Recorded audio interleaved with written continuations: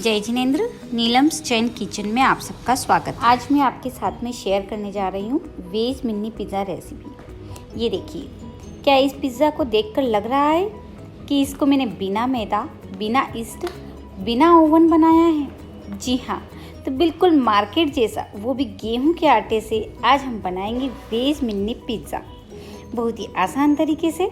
तो चलिए शुरू करते हैं। वेज मिनी पिज़्ज़ा बनाने के लिए हम सबसे पहले एक बड़ा बर्तन लेंगे और उसमें लेंगे हम 1 कप गेहूं का आटा। आप घर का कोई भी कप या कटोरी मेज़रमेंट के लिए ले सकते हैं। अब हम इसमें डालेंगे आधी छोटी चम्मच नमक, 1/4 छोटी चम्मच बेकिंग सोडा, 1 छोटी चम्मच चीनी ज़रूर डालें, इससे आटे में इलास्टिसिटी अच्छी आएगी। आधी छोटी चम्मच बेकिंग पाउडर। तो जैसा कि मैंने आपको पहले ही बताया है कि आज हम इसे बिना ईस्ट के बनाने वाले हैं, तो बिना ईस्ट के बनाएंगे, इसलिए इसमें बेकिंग सोडा और बेकिंग पाउडर ज़रूर डालेंगे, जिससे कि इसमें स्पॉन्जीनेस बहुत अच्छा आएगा। तो चलिए अब हम इन सब चीज़ों को मिक्स कर लेंगे और मिक्स करने के बाद बीच में इस तरह से एक खड्डा बनाएंगे और इस खड्डे में हम दही डालेंगे। ये मैंने आधा कप दही लिया है और ये दही मैंने घर का फ्रेश दही लिया है। ज़्यादा खट्टा दही नहीं ले, थोड़ा सा खट्टा होगा तो चलेगा। और कोशिश करेंगे कि पूरा आटा हम दही से ही गूँथें। अगर हमें आटा गूँथने में दही कम लगता है तो थोड़ा दही हम और ले लेंगे। तो मुझे थोड़ा दही कम लग रहा है तो मैंने 2 छोटी चम्मच दही और ले लिया है। क्योंकि आज हम इसे बिना ईस्ट के बना रहे हैं, तो दही डालने से क्या होगा, इस आटे का फर्मेंटेशन बहुत अच्छा होगा और ये एकदम फ्लफ़ी और एकदम सॉफ्ट पिज़्ज़ा बेस बनकर के तैयार होगा। पिज़्ज़ा बनाने के लिए हमें एकदम सॉफ्ट डो तैयार करना है, तो हम इसका सॉफ्ट डो तैयार करेंगे। इसमें मैं 2 छोटी चम्मच कुकिंग ऑयल डाल रही हूँ। आप कोई भी कुकिंग ऑयल डाल सकते हैं। कोशिश कीजिए कि उसमें कोई स्मेल ना हो, और सरसों का तेल तो बिल्कुल ना डालें, नहीं तो उसमें सरसों के तेल की खुशबू ज़्यादा आएगी। तो आप कोई भी कुकिंग ऑयल डाल करके और इसे अच्छे से मसल करके सॉफ्ट डो तैयार कर लें। करीब 5 से 6 मिनट इसको अच्छे से मसल के गूँथ लेंगे हम। मैंने इसे 5 से 6 मिनट अच्छे से मसल करके गूँथ लिया। अब क्या करेंगे, हम थोड़ा सा ऑयल लेंगे, आटे पर लगाएंगे और इसे अच्छे से 1 घंटे के लिए ढक कर के रख देंगे, जिससे कि ये अच्छे से फूल जाए। तो अब 1 घंटा हो गया है। चलिए हम आटे को चेक कर लेते हैं। देखिए ये अच्छे से फूल गया है और एकदम से फ्लफ़ी हो गया है, एकदम सॉफ्ट हो गया है। आटा एकदम से लचीला हो गया है। और अब देखिए, अगर हम इसे खींचेंगे ना तो ये खींचाएगा, टूटेगा नहीं। ये देखिए खींच तो रहा है लेकिन टूट नहीं रहा है, इसमें एक इलास्टिसिटी सी आ गई है। अब मैं थोड़ा सा ऑयल और हाथों में ले लूँगी और इस आटे को इकट्ठा करते हुए एक लोई बना लूँगी। इस तरह से अच्छे से एक गोल लोई बना लेंगे और अब इस लोई को हम इस तरह से थाली में गोल रोल करते हुए लंबा कर लेंगे, जस्ट इसी तरह। और इसे हम एक नाइफ़ की हेल्प से 4 पार्ट में डिवाइड कर देंगे।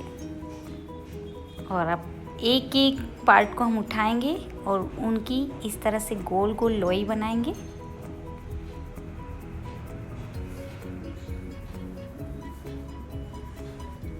तो देखिए सारी लोइयाँ बनकर के तैयार है। और अब हम एक पाटली पर थोड़ा सा सूखा आटा छिड़केंगे और इस तरह से फैलाते हुए मिनी पिज़्ज़ा बेस तैयार करेंगे। लगभग ये वाली मोटाई हमें रखनी है। और अब हम क्या करेंगे, इस तरह से उंगलियों से इस पर थोड़ी सी डिज़ाइन बना लेंगे, जैसे मार्केट की पिज़्ज़ा में होती है ना, बिल्कुल वैसे ही।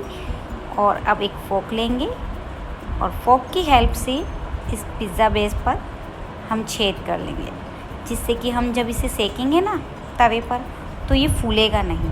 अब इसे एक साइड थाली में रख लेंगे और इसी तरह से सारे ही पिज़्ज़ा बेस हम तैयार कर लेंगे। और पिज़्ज़ा बेस की जो मोटाई है वो लगभग इतनी ही रखनी है, हमें बहुत पतला नहीं बेलना है इसको, ना ही बहुत ज़्यादा मोटा बेलना है। इसी तरह से सारे पिज़्ज़ा बेस बना करके हम तैयार कर लेंगे। तो चलिए इधर हम गैस पर तवा चढ़ा देते हैं। ये मेरे पास नॉन स्टिक तवा है और मैं इसे गर्म होने के लिए रख रही हूँ। 3 पिज़्ज़ा बेस बन चुके हैं और अभी एक लास्ट लोई बची है। ये थोड़ी बड़ी लोई है, इसीलिए थोड़ा सा बड़ा पिज़्ज़ा बेस बनेगा। तो इसको भी इसी तरह से हम बेल लेंगे और फोक से छेद कर लेंगे। तो इधर तवा गर्म हो गया है। अब हम इस पे पिज़्ज़ा बेस को सेकेंगे। तो इसमें एक ज़रूरी बात ये है कि हमने जिस पर छेद किए हैं ना, वो वाला हिस्सा नीचे की तरफ रहेगा। और इन्हें एकदम मीडियम टू लो फ्लेम पर हम 30 से 40 सेकंड के लिए सेक लेंगे। तो 30 से 40 सेकंड हो गए हैं और अब हम इन्हें चेक कर लेते हैं। तो देखिए ये गोल्डन ब्राउन हो गए हैं। अब हम इन्हें एक थाली में निकाल लेंगे। तो अब बचा है आखिरी पिज़्ज़ा बेस, उसे भी हम सेक लेंगे। 30 से 40 सेकंड उसे भी हमने सेक लिया है और वो भी हल्का गोल्डन ब्राउन हो गया है। इसे भी हम उतार लेंगे और अब हम करेंगे इनकी टॉपिंग। तो इसमें टॉपिंग करने के लिए हमें ध्यान में रखना है कि जो हिस्सा हमने सेक लिया है ना, उसको अब हम ऊपर की तरफ रखेंगे। इसको हमने कर लिया सीधा और अब इस पर डालेंगे हम पिज़्ज़ा सॉस। ये पिज़्ज़ा सॉस भी मैंने घर पे बनाया है और इसको बहुत ही इजीली घर पे बनाया जा सकता है। अगर आपको इसकी रेसिपी चाहिए तो आप मुझे कमेंट बॉक्स में ज़रूर लिखिए, मैं इसकी रेसिपी भी आपके साथ शेयर करूँगी। अब हम इस पर डालेंगे मोज़रेला चीज़। मोज़रेला चीज़ डालने से पिज़्ज़ा का स्वाद भी बढ़ जाता है और ये देखने में भी बहुत ही अट्रैक्टिव लगता है। मोज़रेला चीज़ हम थोड़ा ज़्यादा डालेंगे। तो मैं डाल दिया है बहुत सारा मोज़रेला चीज़ और अब मैं इस पर लगा रही हूँ टमाटर स्लाइस, जो कि मैंने इस तरह से कट किए। और अब मैं डाल रही हूँ शिमला मिर्च, बहुत सारी शिमला मिर्च डालिए। और इसके साथ आप इसमें और भी बहुत सारी चीज़ ऐड कर सकते हैं। अगर आपके पास स्वीट कॉर्न है तो आप स्वीट कॉर्न डाल दीजिए। अगर आपके पास ऑलिव्स है तो वो भी डाल सकते हैं। और भी कोई चीज़ ऐड करना चाहें तो आप कर सकते हैं। और अब मैं इस पर डालूँगी पिज़्ज़ा सीजनिंग। मेरे पास 2 तरह की पिज़्ज़ा सीजनिंग है, तो मैं वो दोनों ही डाल रही हूँ और साथ में ऑरिगेनो भी डाल रही हूँ। और अगर आप थोड़ा तीखा खाते हैं तो चिल्ली सीड्स भी डाल सकते हैं। और अब मैं डाल रही हूँ चीज़, जो चीज़ क्यूब आते हैं ना, वो भी इसमें बहुत सारा डाल देंगे। तो अब हम पिज़्ज़ा को सेकने के लिए कर लेंगे तवा फिर से गरम। और ये हो गया है हमारा तवा गरम। और अब हम इस पे लगा लेंगे बटर और इस पर डाल देंगे हम टॉपिंग किया हुआ पिज़्ज़ा बेस। तो अब हमने तवे पे डाल दिया है पिज़्ज़ा बेस को और इसे हमें कवर कर लेंगे एक ऐसे लीड से, जिससे कि अंदर की जो भाप है वो बाहर नहीं निकले। और अब जो बाकी बचे हुए पिज़्ज़ा बेस है ना, उनको भी इसी तरह से टॉपिंग कर लेंगे। तो एक बार इस तरह से घर पर पिज़्ज़ा ज़रूर बनाइए। और मुझे उम्मीद है कि ये पिज़्ज़ा अगर आप एक बार बना लेते हैं तो शायद बाज़ार की पिज़्ज़ा खाना भूल ही जाएंगे। खाने में बहुत ही स्वादिष्ट और हेल्दी।